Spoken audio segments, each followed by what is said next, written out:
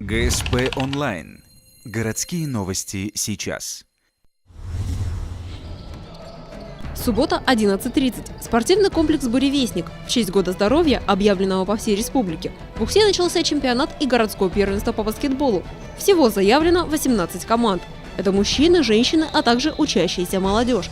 Сегодня встретились команды Ухтинского экспериментально-механического завода и СМН. Со счетом 46-33 побеждает СМН. Спортсмены в синем априори сильнее противника, ведь в их числе два кандидата в мастера спорта. Один из них, Дмитрий Швецов, принес сегодня команде 20 очков. Однако все равно могут найтись те, кому будет по силам их обыграть. Команды фаворит у нас есть, это три команды.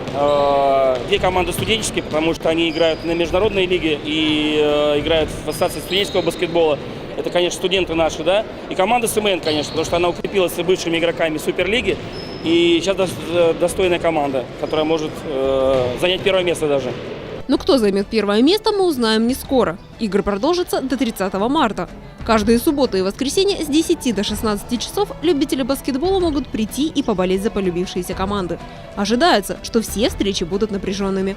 Помимо призовых мест для команд, соревнование ведется и между баскетболистами. Весной будут определены лучшие игроки.